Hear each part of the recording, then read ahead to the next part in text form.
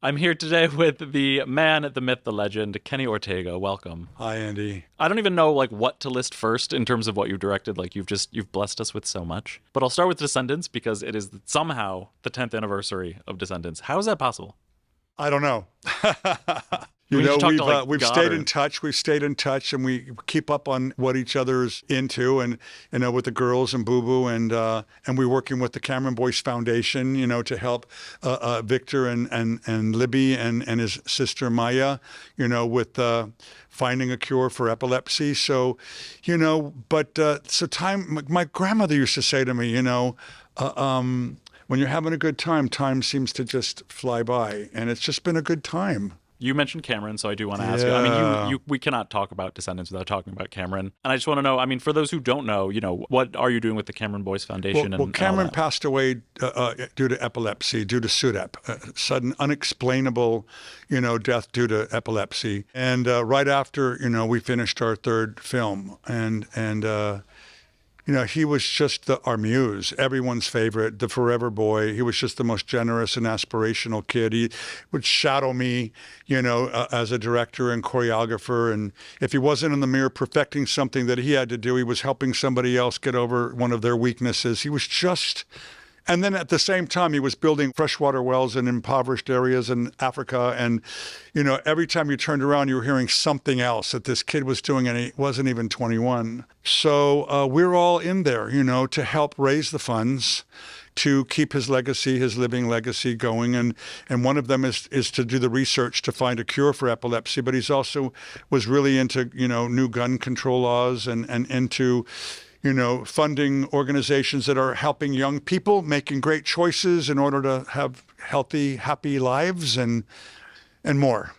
And so we're all staying in the family and connecting to Cameron and all of those sort of aspirations that he had in life. Well, I love that. I love that his legacy can live on through these movies. Yeah, through these movies and the other ones that he did as well. I mean, I found him before Descendants, in Jesse, and I wanted him so badly for Descendants. And Gary Marsh and Judy Taylor, the casting in charge of casting and the president of the Disney Channel, were like, he's going to do his own movie. He's not going to do an ensemble role. And I was like, are you sure? I mean, I think he might like this. And I accidentally ran into him in the lobby of Disney, and we chatted, and he was like, I would love to be a part of your film. And I went back in and I said, you guys, he's open to this. And so I won. And I got to have Cameron, which was, a really big thing for me. I just knew that he was going to bring something special to the project. And like I said, he was everyone's favorite. Dove and Sophia and Boo Boo were all as close with him as you could possibly imagine. And I really think that the reason why Descendants just worked for the kids, and for our audience, and it continues to work, is that incredible chemistry that those four kids had together and the love that they had for one another. It really shows up on screen. Absolutely. Did you? I mean, obviously, you had a big hand in casting Cameron in this. Oh, yeah. With all the others, were you also heavily involved in casting? Yeah, heavily. But, working with really experienced people like Judy Taylor, who's now retired from Disney, and our president at the time and CEO, Gary Marsh. But, I mean, Dove was like, everyone knew that Dove was ready for something important. She was just doing incredibly well in Liv and Maddie. And then Sophia was a find. I mean, she had never had a break yet and came from the world of competitive dancing. And she was like this remarkable dancer with this stunning raspy voice. And then Boo Boo I'd known since he was 15 years old and was constantly looking for a project to do with him. So it all worked out. It all came together. Yeah, it's funny. I remember I had only known Boo Boo from like Twilight, I think. Yeah. That's so funny. And then, of course, Sophia she's blowing up now. All of them are. Boo Boo's now, his art is really taken off. And, he's an incredible martial artist, stuntman, actor, singer, dancer, painter. I mean, and Sophia is as gorgeous and glamorous as they come, and as red carpets and Met Galas, and now a big star on Netflix. And Dove's music career is charging forward. So just so thrilled for all of them. Absolutely. I feel like from meeting them and helping them to, grow into these performers. Yeah, we were here before. Yeah, exactly. 10 years ago. I mean, you must feel, I don't mean to, toot your own horn, but you must feel like a great sense of pride in this, in watching them develop and and kind of take off. Yeah, the pride I feel in myself is that I think I have an instinct, and I think that it has been appreciated. It comes from all the years of theater. When we were talking about theater earlier, I grew up in the theater. I started when I was 13 years old working professionally in theater. And the audition process in theater was longer, and because you were going to be doing a role sometimes for a great length of time, and many things mattered. The chemistry that you had, the connection that you had with other actors. They wanted to know who you were. It was like Chorus Line was a perfect kind of example. Tell me who you are. Well, if you're not going to talk, then leave, because I'm not going to be. That I really put everybody through a major hoedown. And and agents haven't always liked me because of that, because I'll keep actors in an audition for hours. But I always feel like at the end of the day that I'm ready to, and I see the promise. I know that I've got partners, not just actors, that are going to bring something to the day, that they're not going to just rely on me to direct and guide and steer. And I felt that way about, Descendants with Dove and Sophia and Boo Boo and Cameron and all of our other cast, that the promise was there. All they had to do was a little waking up and create an environment for them where they felt safe, and I knew the rest would happen. With this being the 10th anniversary, obviously you've been doing a lot of looking back, reflecting on things, going through maybe old photos and videos. Have you discovered anything, found anything that you'd forgotten about, or anything special? I found a video of Cameron rehearsing Rotten to the Core. I feel so useless, misunderstood. And I remembered that day, Kristen was on the set. It was really early in filming Descendants 1. And, I'd already had this experience with Dirty Dancing and with High School Musical and a few other projects that just had the magic and the right combination of people and the timing. And so we were on the street on the Isle of the Lost location, and the dance started, and these kids came flying down the street, and I just got thrown back, and I was like, it's going to happen again. I can feel it. They're like human fireworks. There's no stopping this. Oh my gosh, this is going to be a heck of a lot of fun. And it was like a wild ride. It was just about taking advantage of every moment, drawing from each other, connecting with each other, playing off of each other, no competition, no fear. And I create an atmosphere where kids get to be kids too. Okay, be kids.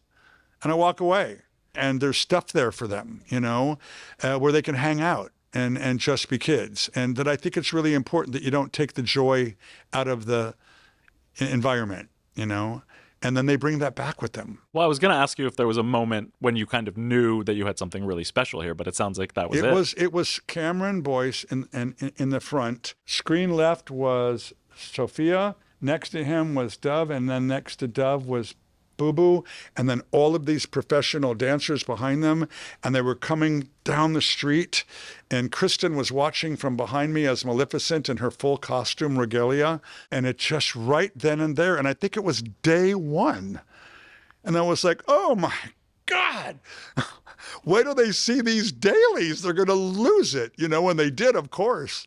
Do you think, not even in a negative way, but do you think that your time with Descendants, like you're fine sort of passing the torch, you don't think you're going to direct any more projects? No, I feel that way about a lot of things that I do. And sometimes the torch comes back.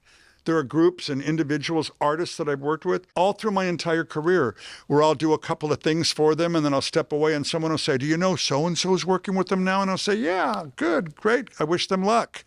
And then no sooner I get a phone call, hey, you want to come back and do this with us? So, I don't claim ownership, I just get in there and do my best for what I have to work with and for the time that I'm allowed to do it in. And I was grateful that I got 3 High School Musicals. I was grateful that I did a Cheetah Girls, one of them. And I was grateful that I got, a franchise of 3 from Descendants. And no, keep it going and come up with new ideas and build it into something that I never thought of. Lastly, just looking back, you've done so many things, but Descendants clearly holds like a very special place in your heart. Mm-hmm. Can you sort of even summarize sort of why that is? It was so special. And all during it, I had a wonderful rapport with all of the cast and my crew. You know, it was just a wonderful working place. Gene Kelly taught me the raison, the saying, raison d'etre, reason for being, you know. And he would say, you know, if there isn't reason that lives at the center of an idea, then why in the heck are you going to say yes to doing it? Because when you wake up on those days and your body doesn't want to get out of bed, it's got to be the idea that says, yep, but I've got this great reason to get out of bed. I felt that way every single day working on that project. When we lost Cameron, I felt so, in the beginning, of course, just I was fractured along with everybody else. I used to say to him on every one of the movies, and perhaps too often, you know, you're my favorite, but don't tell anyone. And it was a joke. And on Descendants 3, when we were working together one day, I said to him, you know, Cameron, you're still my favorite, but don't tell anyone. He goes, Kenny, everyone knows.